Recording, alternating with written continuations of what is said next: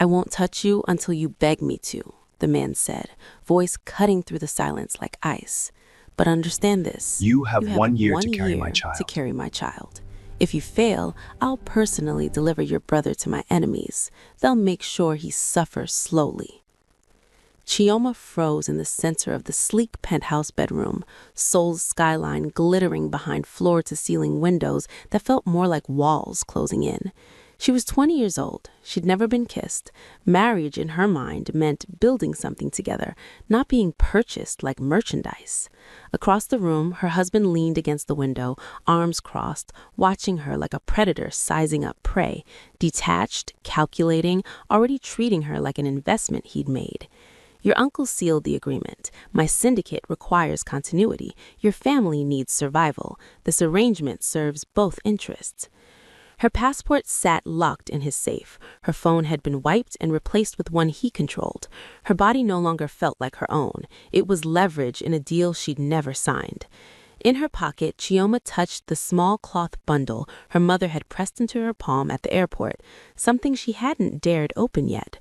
Her mother's eyes had been desperate, knowing, protective. As Kang Min-ho straightened and began walking toward her, each footstep deliberate and measured, Chioma understood something that made her blood run cold. This marriage wasn't about partnership, it was about ownership. And if she couldn't give him what he demanded, the people she loved most would pay with their lives. But Chioma had one advantage, something even her uncle didn't know about, and it could either save her or destroy everything. This story pulls no punches. If you're already invested, show some love. Hit that like button and subscribe for more intense romance narratives that'll keep you on the edge of your seat. Drop a comment telling me where you're tuning in from. I love connecting with viewers worldwide. Now, let's dive back in. 6 days before everything changed, Chioma Okafor celebrated her 20th birthday in her uncle's cramped apartment in Lagos. Her younger brother Emeka hung homemade decorations, crude drawings that read "Future Doctor" in bright crayon, her dream rendered in childish help. Her mother, Ngozi, prepared jollof rice and meat pie with ingredients that stretched their already tight budget. Every grain of rice represented sacrifice and love despite poverty. "Make your wish, my precious girl," her uncle said, and there was something heavy in his voice she couldn't identify yet. University of Lagos Medical Program, a clinic of my own someday, a future I control. She blew out the candles. Her mother watched from the doorway, hands clasped together, eyes glistening with something that looked disturbingly like grief. Then someone knocked. 3 hard raps that killed the laughter instantly. 2 men in expensive suits entered like death wearing designer labels. They placed an envelope on the worn table with deliberate precision. "Miss Chioma Okafor, your presence is required in Seoul, South Korea. Your uncle has finalized a binding contract on your behalf." Inside, passport, visa, one-way ticket, marriage certificate to someone named Kang Min-ho. "Uncle, what is this?" Uncle Chike couldn't meet her gaze. His hands trembled as he gripped the table's edge hard enough to turn his knuckles white. "They were going to kill Emeka, the Black Lotus Syndicate. They've been circling us for months. I borrowed money I had no way to repay. They showed me surveillance photos of Emeka, his school, his route home, every vulnerable moment. So you traded me like cattle." "I secured his survival." His voice cracked with the weight of it. "Kang Min-ho is powerful beyond measure. You'll live in luxury most people can't imagine. You'll never want for anything material." "I don't want material things, Uncle. I want my life, my education, my choices, my future." "You want to live?" he shouted, losing control. "Because the alternative is watching Emeka disappear one night, watching him be used, destroyed, sold. The calculation is brutal. One niece's freedom for one nephew's life. One sacrifice to save one innocent." The room tilted. Her mother sobbed into her apron. Her uncle's face was a mask of guilt and desperation. That night, Chioma lay next to Emeka one final time. Her brother, only 13, whispered into the darkness, "Will you ever see me again?" "I honestly don't know." Her mother came after Emeka fell asleep. She pressed the cloth bundle into Chioma's palm with trembling fingers that held unexpected strength. "These are herbs from our village," she whispered in Igbo, voice barely audible. "They give you power when men try to strip it away from you. They give you options when men try to eliminate them. Instructions are inside. Read them only in complete privacy. Trust no one in that place, not even the man you'll have to call husband." "Mama, what do they do exactly?" Her mother's eyes held ancient knowledge passed down through generations. "They let you control what happens inside your own body when someone tries to control it for you. They give you protection. Remember, my daughter, they can own papers, but they can never own your soul, not unless you surrender it willingly." 24 hours of flying felt like dying incrementally. Watched Nigeria disappear beneath clouds and ocean, everything I knew and everyone I loved shrinking to nothing. At Incheon International Airport, a woman waited holding a sign with her name in perfect English letters. "I am Miss Lee. I oversee Mr. Kang's household operations and personal matters. You will address him Sir or by his title at all times. Never use his given name unless explicitly granted permission." The woman was cold, efficient, striking in an intimidating way. Her English was flawless, her contempt for Chioma barely masked. The drive into Seoul revealed a city of impossible lights and steel towers, breathtaking and suffocating simultaneously. Skyscrapers pierced clouds like crystal knives. Everything moved at speeds that made her dizzy. "Rules," Miss Lee said without glancing at her passenger. "Never leave the residence without explicit permission. Never contact your family without prior approval. Never speak to any media representatives in any capacity whatsoever. Never ask questions about his business operations, and try not to look so terrified. It's unbecoming for a Kang family wife." What exactly is expected of me? Miss Lee's laugh was sharp and cruel. "Incubator, living proof of his power and global reach, a symbol demonstrating that Kang Min-ho can acquire absolutely anything he desires, even a young African bride to add to his collection. Oh, and mother to his heir eventually. That's your primary function, of course." "I'm a human being with thoughts and feelings." "You're a contractual obligation that happens to have a pulse. The sooner you internalize that reality, the easier your existence will be."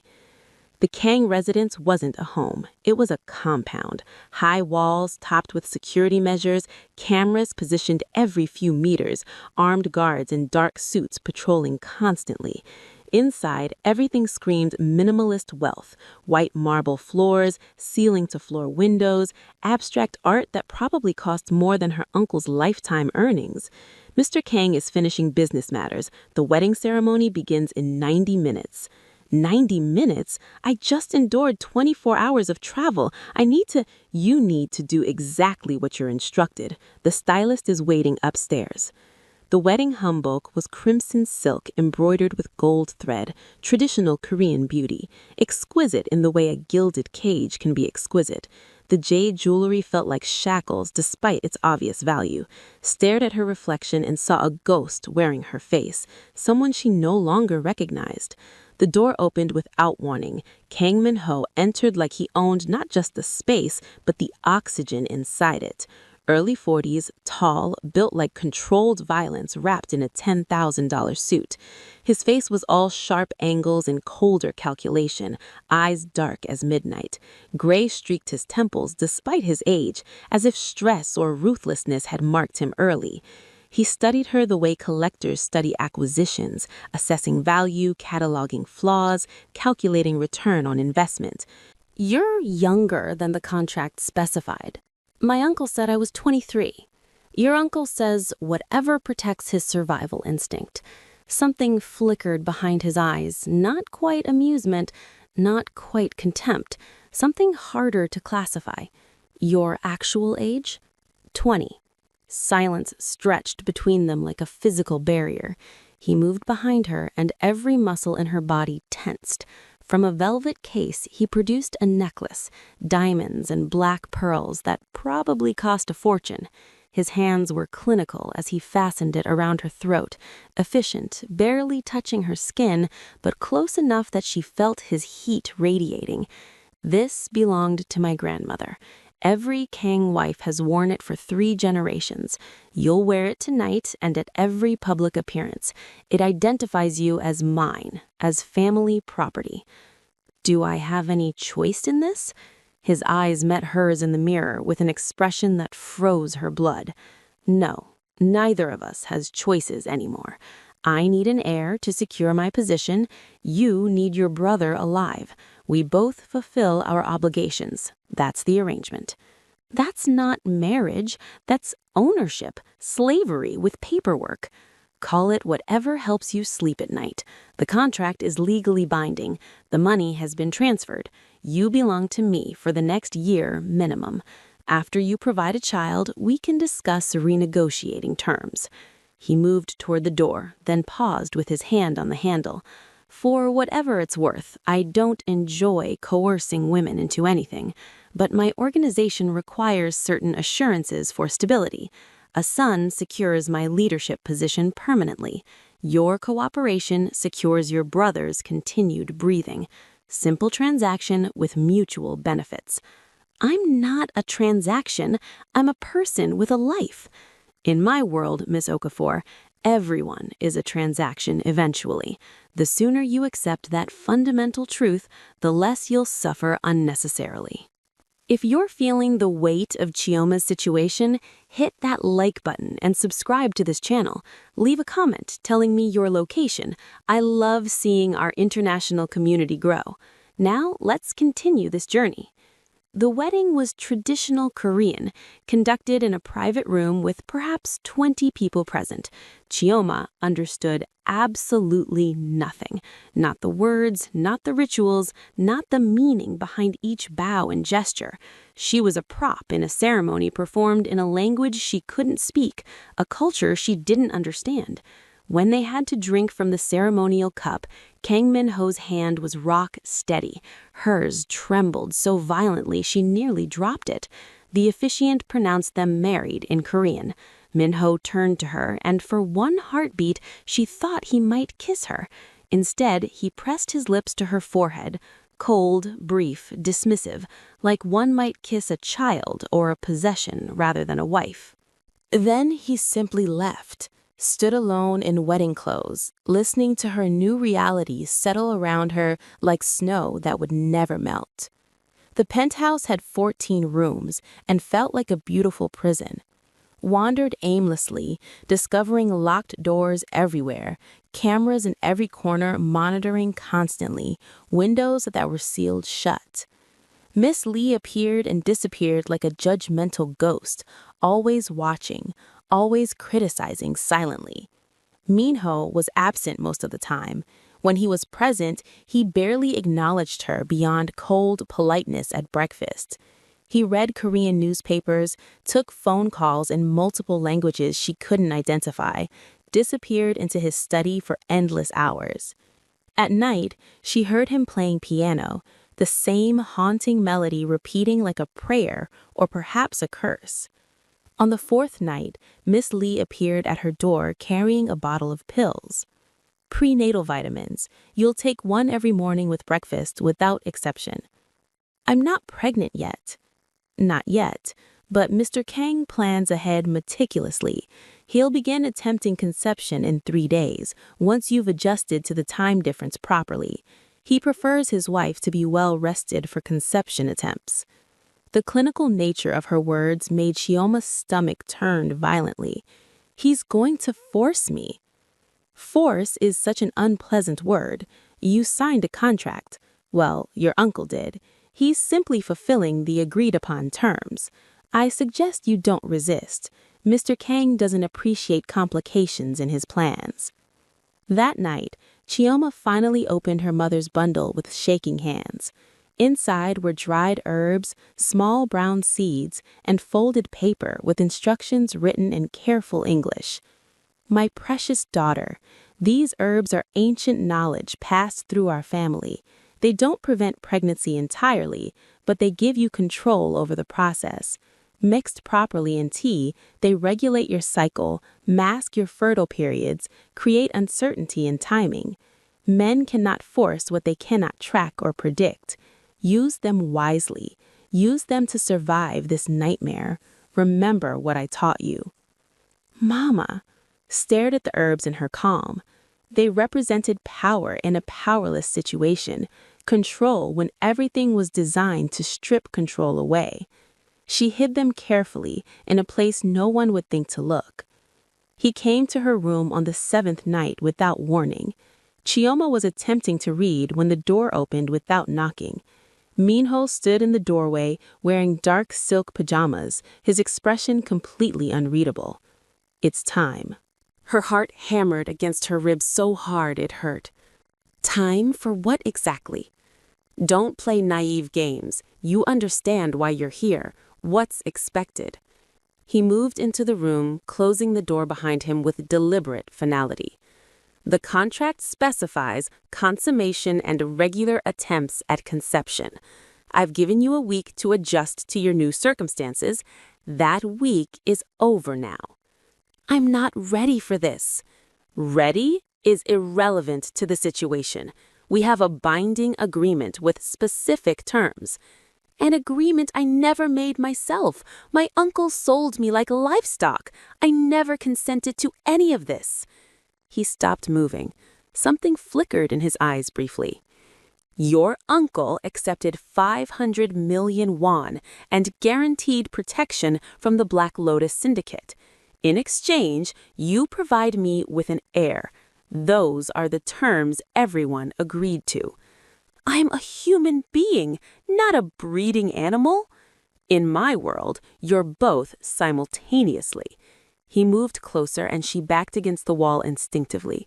I don't enjoy this any more than you do, but I need a son to secure my position in the organization permanently. My enemies are circling like predators. A legitimate heir stabilizes everything, eliminates vulnerabilities. Find someone else then. There is no one else. The contract is legally binding. Your brother's safety depends entirely on your cooperation with the terms. His voice dropped lower. I can make this pleasant for you or unpleasant. The choice is genuinely yours. Tears burned behind her eyes, threatening to fall. Please, please don't do this to me.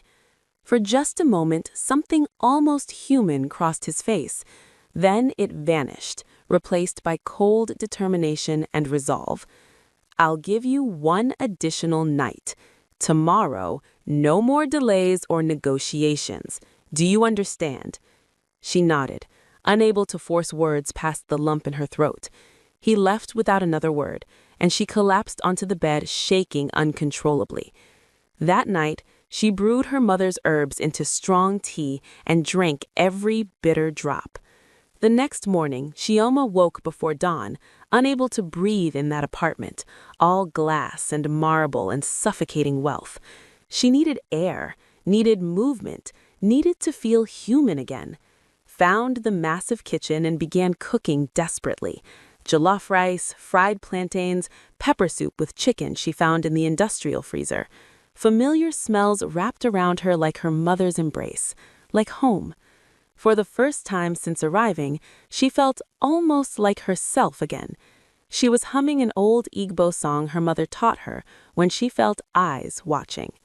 Minho stood in the doorway wearing rumpled sleep clothes, hair disheveled, feet bare, without his armor of expensive suits and cold authority. He looked younger somehow, almost vulnerable. What is that song? She stiffened immediately. A lullaby. My mother sang it to me as a child.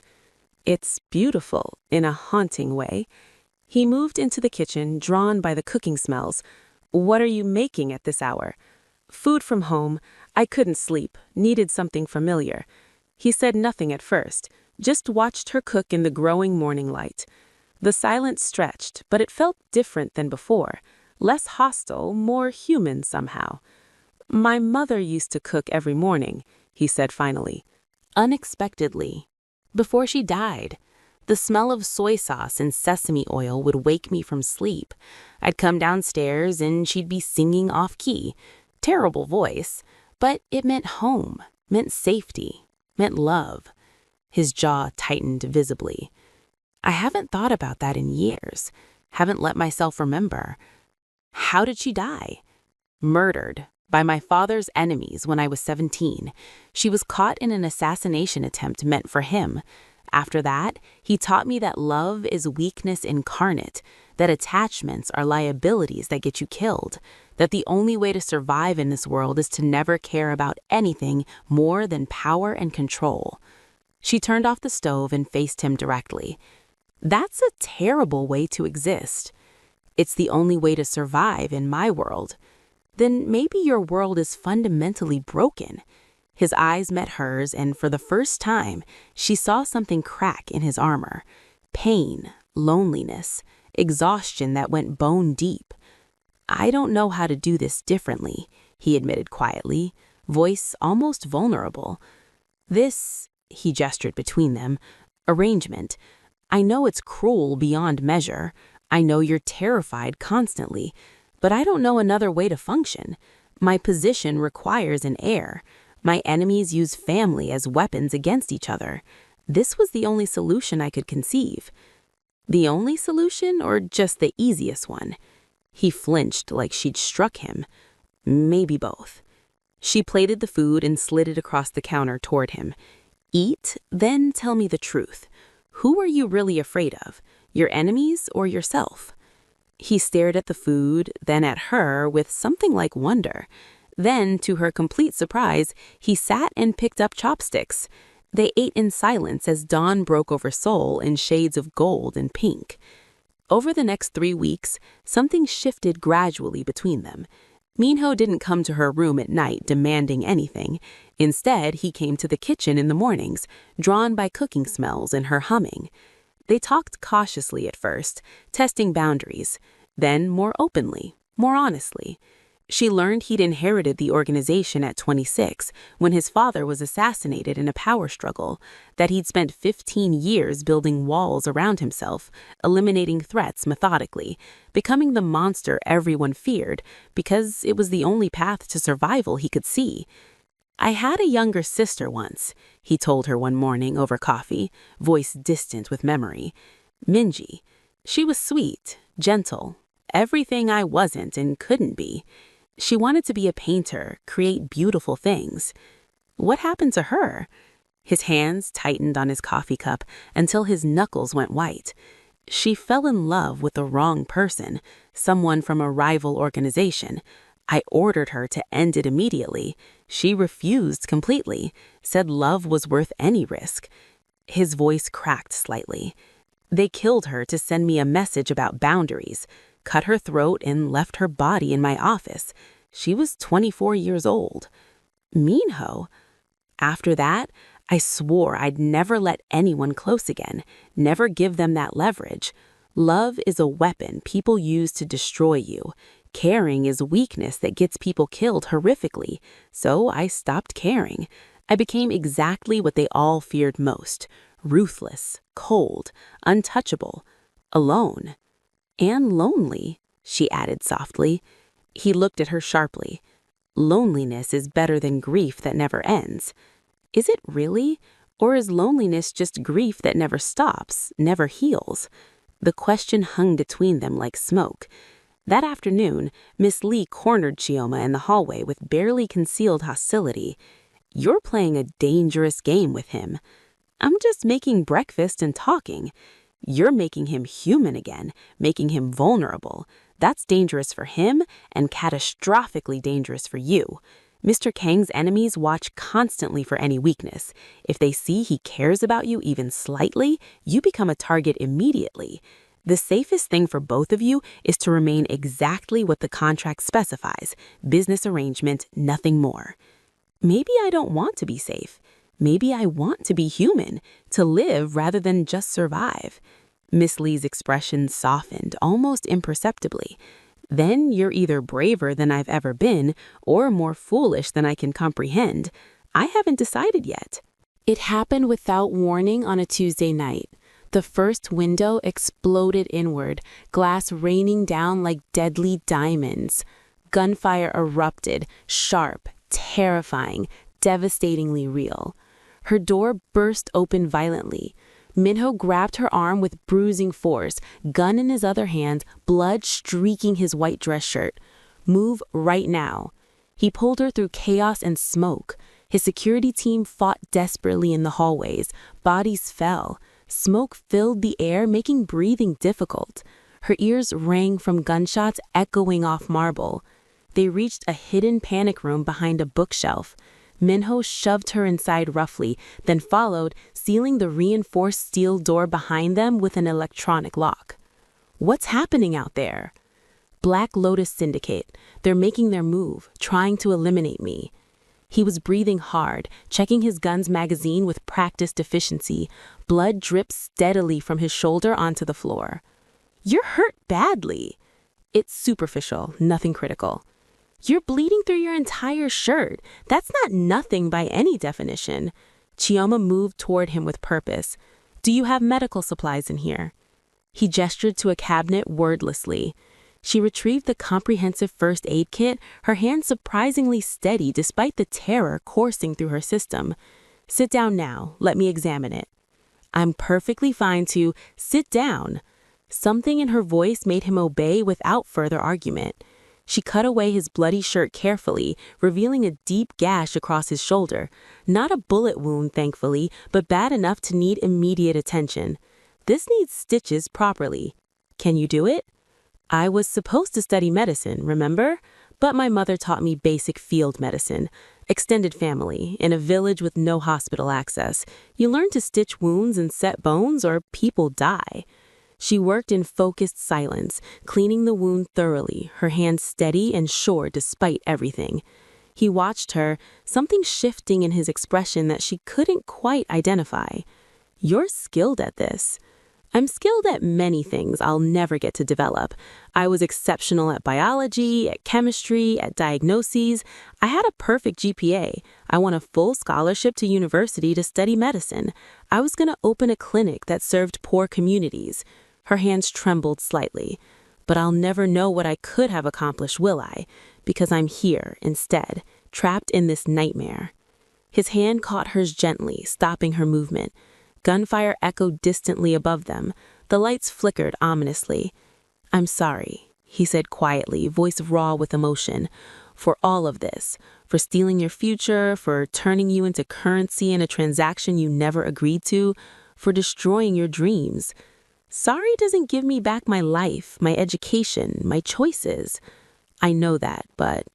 Her hands were gentle as she finished bandaging him properly, and when more gunfire erupted closer and he pulled her protectively close, she didn't resist this time. They sat in the darkness of the panic room for hours, listening to violence rage above them. Two people trapped in circumstances neither had chosen, but both had to survive. Minho's team secured the building by dawn, finally. 9 attackers dead, 4 of his men wounded seriously. The apartment was destroyed completely. Windows shattered everywhere, walls riddled with bullet holes, blood staining pristine marble floors. We're leaving immediately, Minho said, voice hard with decision. I have a secure property in Jeju Island. We'll relocate there until I eliminate this threat permanently. Within 3 hours, they were on a private plane heading south.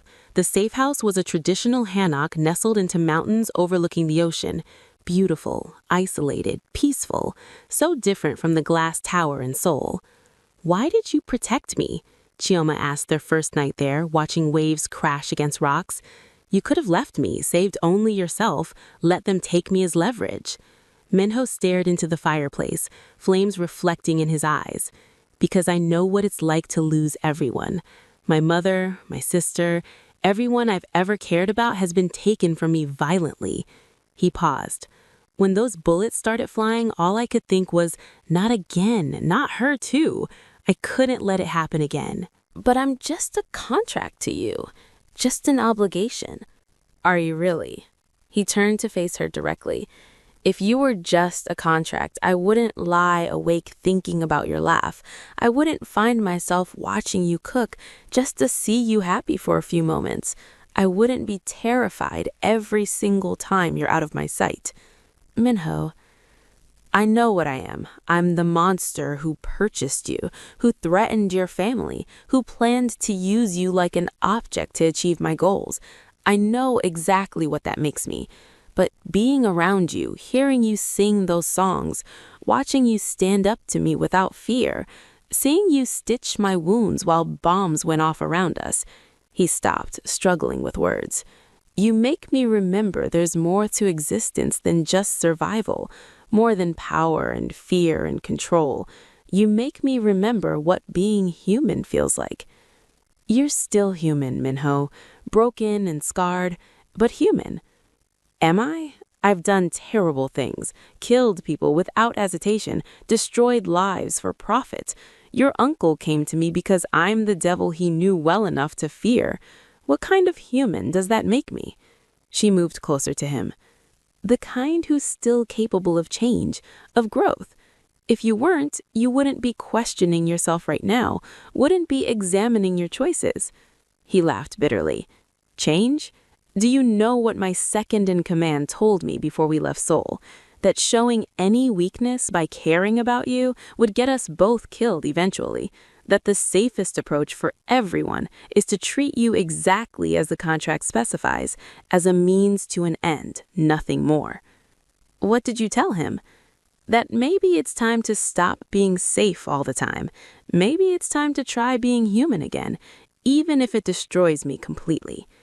The ocean crashed against rocks far below. Stars filled the sky impossibly bright above them. "I want to give you a genuine choice," Minho said carefully. "I'll arrange your passage back to Lagos immediately.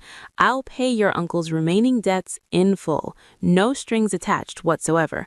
I'll fund your medical education anywhere you want to study. You'll be free of me, free of this contract, free to become the doctor you were meant to be. And if I stay, then we start over completely. No ultimatums, no threats, no one-year deadline hanging over us. Just two people trying to figure out what we could become together without coercion. But it has to be your choice, Chioma, freely made without any pressure, no manipulation." Chioma pulled out her mother's cloth bundle. She'd been using the herbs faithfully, protecting herself, maintaining control over her own body. She could leave right now, start over, reclaim her stolen future completely. But she looked at Minho, broken, lonely, desperately trying to be better than what he'd become, and wondered if running was really the answer she wanted. "Can I think about it carefully?" "Take all the time you need. There's no pressure." That night, she almost stared at the herbs and instructions in her hands. Control, safety, protection, everything her mother wanted for her daughter. But also isolation, walls, more prisons of her own making this time. She put them away again, unopened. 3 days into their stay, Minho received a phone call. He listened intently, his expression darkening like a storm cloud. "What is it?" Chioma asked, sensing the shift. "The attack wasn't ordered by Black Lotus leadership. It was a rogue faction acting independently. But there's more. Someone inside my organization has been feeding them classified information. Someone extremely close to me." "Miss Lee?" He shook his head firmly. "She's been with me for 12 years, absolutely loyal without question. But someone knew our exact security protocols, knew when guards changed shifts down to the minute. Someone wanted both of us dead specifically." Over the next week, Minho worked constantly from the safe house. Phone calls, video conferences, coordination with his remaining security team in Seoul. Watched him transform from the vulnerable man in the kitchen to the cold strategist everyone feared throughout the city. But at night, he was different with her. They talked for hours about everything imaginable, her childhood in Lagos, his in Seoul, dreams they'd abandoned along the way, fears they still carried. "Why medicine specifically?" Minho asked over dinner. "Because doctors save lives when everything else fails. Because you can help people who have nothing else, no other options. Because I wanted to make a difference that mattered, wanted to heal instead of hurt. You still can make that difference." "Can I really? Even if we stay with you, even if we try to make this work somehow, I'm still the African wife of a Korean crime boss. Nobody will take me seriously in any professional capacity. Then we'll change that perception entirely. I'll fund a medical foundation in your name. You can operate clinics, train doctors, provide healthcare to communities that need it desperately. I have the resources, you have the vision and passion. We build something meaningful that outlasts us both." She stared at him in disbelief. "You'd actually do that?" "I'd do anything to see you happy, anything to make up for what I've stolen from you." That night when he kissed her, it was soft, tentative, asking permission without demanding. When she kissed back, it was a choice, maybe the first real choice she'd made since arriving in Korea. If this story is keeping you completely hooked, hit that like button and subscribe to Laura's Love Stories for more intense romance content. Drop your thoughts in the comments below. Now, let's continue to see what happens. The evidence came from an unexpected source, Minho's head of security, a man named Park. "Sir, you need to see this immediately." Video footage showed someone entering Minho's private office in Seoul. The timestamp was 3 days before the attack. The person accessed his personal computer, downloaded files systematically, then left without triggering any alarms. The person was Miss Lee. "No," Minho said flatly, "that's impossible. She's been completely loyal for over a decade. Since your father rescued her from an abusive situation and brought her into the organization, since she developed an obsessive attachment to him and after his death, transferred it entirely to you. She sees your African wife as direct competition for your attention and affection. She's been planning this for months." They found her private journals in a hidden apartment she maintained, page after page of obsessive devotion to Minho, violent hatred toward Chioma, detailed plans to eliminate the foreign interloper and position herself as his true partner, his real companion. She orchestrated the entire attack to kill Chioma and make you dependent on her again emotionally, Park explained carefully. "She's been feeding information to your enemies for months, destabilizing your position gradually, creating chaos deliberately, all to make herself indispensable to you." Minho looked devastated, betrayed. "I trusted her completely with everything." That's exactly what she counted on, what she exploited. The arrest was swift and efficient. Miss Lee didn't resist when they came. As they led her away in restraints, she looked at Chioma with pure, undiluted hatred burning in her eyes. "He'll never truly love you," she spat. "You're just his rebellion, his way of pretending he's not his father. But he is exactly like him. Eventually, he'll use you up like everything else in his life." Chioma met her gaze steadily without flinching. "Maybe you're right, but at least I'll have chosen to stay, chosen to try. What did you choose except obsession and murder?" They returned to Seoul 5 weeks later. The penthouse was completely repaired. New windows, new furniture, new security systems, but it felt fundamentally different, lighter somehow. "I want to dismantle significant portions of the organization," Minho announced at a meeting with his leadership team. "The protection rackets, the predatory loan operations, everything that hurts vulnerable people systematically. We'll focus on legitimate business exclusively. Import-export, real estate development, security consulting for corporations. You'll lose half your power and influence," one man objected strongly. "Good. Power built on suffering isn't worth having or keeping. The other families will interpret it as weakness. Then let them try to move against me. I'm done building empires on broken people's backs." It cost him significantly. Allies became enemies overnight.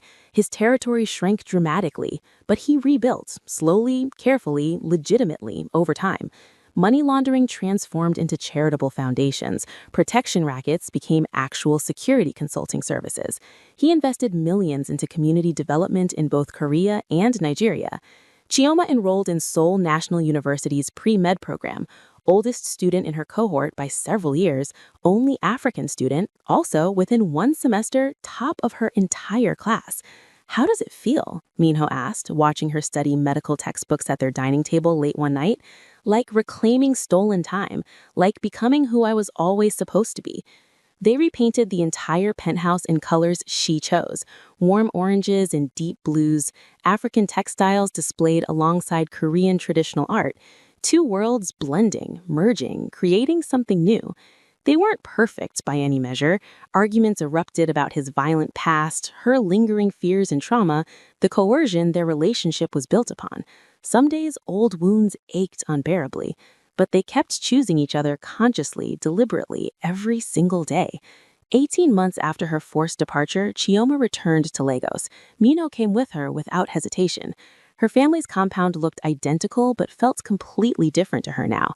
Emeka had grown taller, more confident, less afraid. Her mother wept and held her for long minutes without speaking. My baby, my precious girl. Her uncle stood apart, shame written across every line of his face. Chioma. Uncle Chike looked older, grayer, somehow diminished. Chioma, His voice broke completely. I'm sorry. Every single day, I'm sorry. I thought I was saving Emeka. I thought you sold me to save him, Chioma interrupted calmly. The calculation was brutal, but I understand it now. One niece's freedom for one nephew's life. I understand why you did it. Can you ever forgive me for it? Chioma was quiet for a long time, considering carefully.